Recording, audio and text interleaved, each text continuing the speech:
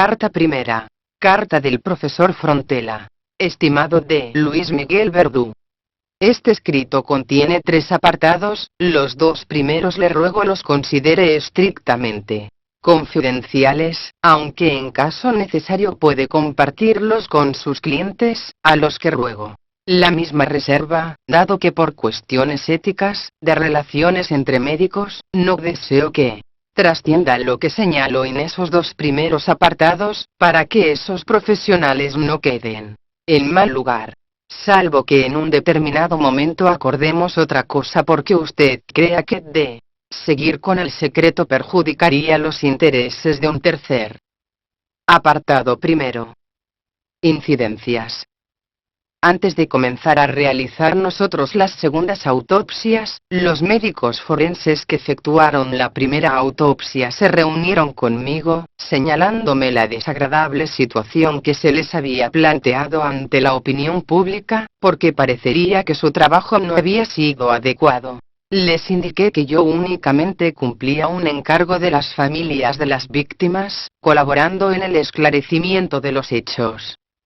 El director del Instituto Anatómico Forense propuso, de acuerdo con los médicos forenses y profesores de la Cátedra de Medicina Legal de Valencia, que se redactase un comunicado conjunto con destino a los medios informativos, a través del cual quedase limpia su imagen, y de ahí que firmásemos el comunicado cuya fotocopia le adjunto.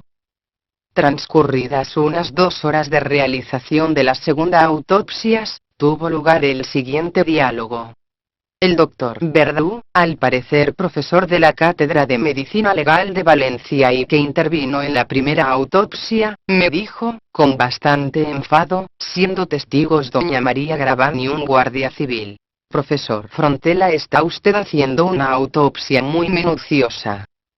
Profesor Frontela: estoy haciendo una autopsia como siempre la hago, minuciosa, responsable y científica. Doctor Verdú: es que eso no es lo acordado, quedamos en que usted solo cogería pelos para estudio criminalístico.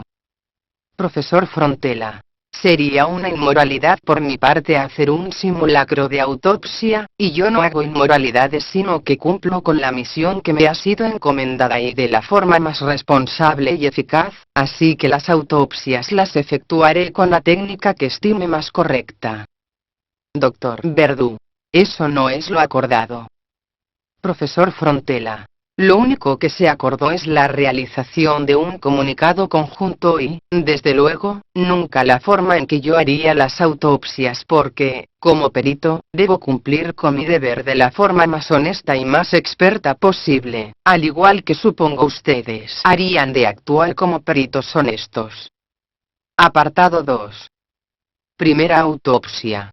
Sinceramente, la primera autopsia efectuada a los cadáveres de Desiree, Antonia y Miriam fueron decepcionantes, mediocres por no decir pésimas. Le indico algunos de los muchos errores que observé se habían cometido en el transcurso de su realización.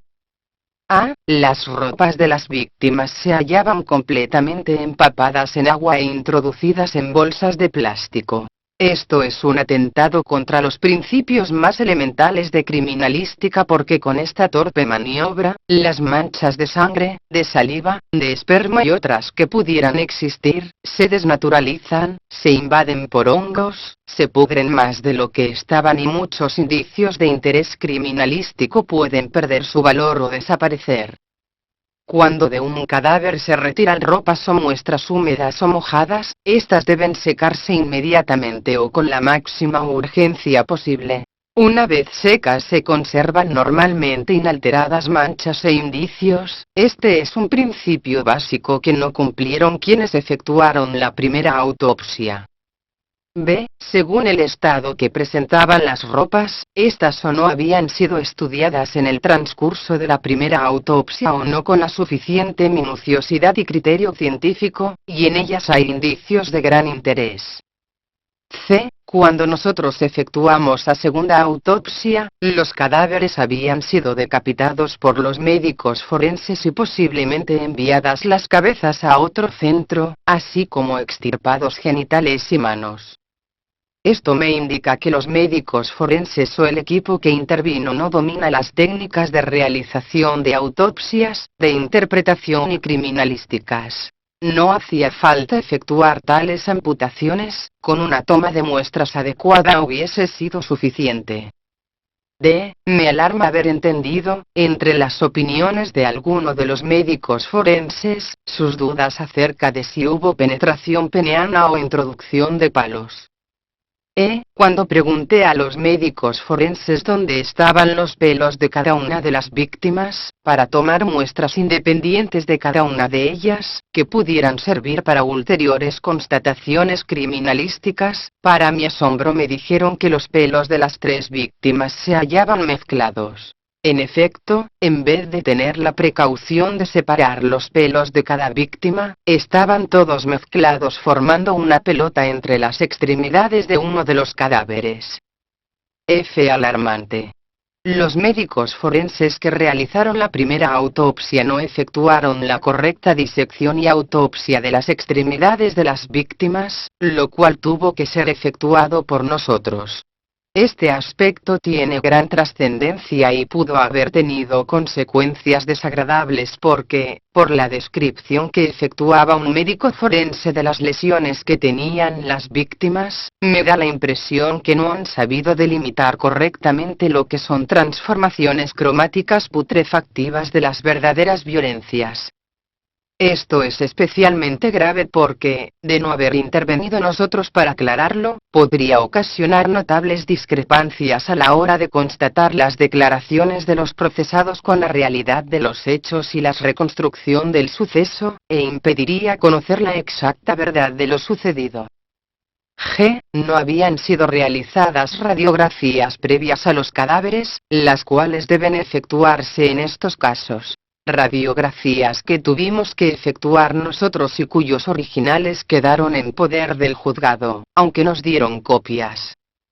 Me pregunto, si las partes esenciales de los cadáveres, cabeza, manos y genitales habían sido extirpadas y enviadas a otro lugar, las pocas partes que quedaban en el cadáver no habían sido estudiadas convenientemente. ¿Qué han efectuado en la primera autopsia? Los orificios de disparo por arma de fuego los ve cualquier persona, casi un profano, por lo tanto la identificación de la causa de la muerte la tuvieron fácil, y los demás problemas médico-legales y de criminalística. Me consta que los médicos forenses me han puesto, y siguen queriendo poner, todos cuantos obstáculos puedan para impedir mi labor, prefiriendo que den sombras con tal de salvar su orgullo. Tercer apartado. Nosotros estamos en condiciones científicas y de apoyo técnico para esclarecer totalmente los hechos, con objetividad, reconstruir la verdad de lo sucedido y, a través de indicios, identificar a los verdaderos autores en cada una de las fases. Para poder efectuar la pericia encomendada y dado que nos habían quitado de los cadáveres partes importantes, de momento, es imprescindible que nos sean enviados los siguientes elementos. Primero, todas las fotografías que fueron efectuadas en el transcurso de la realización de la primera autopsia, con descripción de lo que representan, dado que nosotros no vimos partes de los cadáveres que faltaban y es necesario que comprobemos el estado de las víctimas desde antes de ser retirada la ropa, hasta el aspecto de los tejidos en el transcurso de la primera autopsia, indicaron que me enviarían urgentemente las fotografías, incluso creí que me las iban a entregar al finalizar las autopsias que realizamos, y aún no las he recibido. Con carácter de urgencia. Segundo, fotografías realizadas en el transcurso del levantamiento de los cadáveres, debemos correlacionar determinadas marcas que había en la piel de los cadáveres y la distribución de manchas con las posiciones de los cadáveres en el lugar del suceso, para la correcta interpretación de algunos signos. Tercero, dado que hemos comenzado el estudio de las ropas de las víctimas, no es prudente devolverlas hasta que terminemos de efectuar todas cuantas operaciones sean necesarias. Cuarto, es necesario que nos sean enviadas muestras de pelos de los sospechosos, para cotejarlas con los pelos hallados en la ropa, a fin de conseguir pruebas rotundamente identificativas de los autores.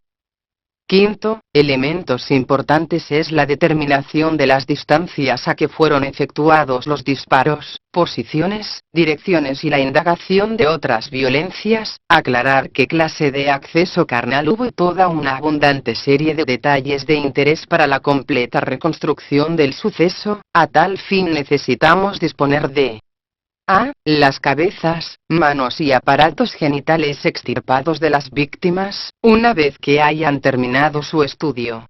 Si a consecuencia del estudio realizado, partes de estos tejidos se han tenido que destruir, que nos envíen fotografías que se hayan efectuado de los mismos antes de su destrucción y resultados de los análisis y estudios efectuados.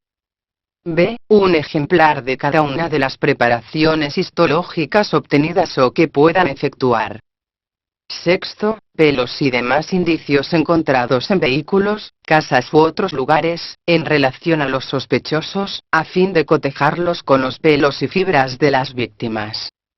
Séptimo, relación y detalle de las ropas que vestía cada víctima, sus edades y de otros detalles de sus características físicas. En cuanto a nuestro trabajo, va a ser desinteresado, no voy a cobrar honorarios, únicamente el abono de los gastos tenidos con motivo de los desplazamientos a Valencia, en virtud del ofrecimiento que me hizo el teniente de alcalde. Estoy a su disposición para cualquier duda, aclaración o ampliación de información. Atentamente les saluda Luis Frontela Carreras.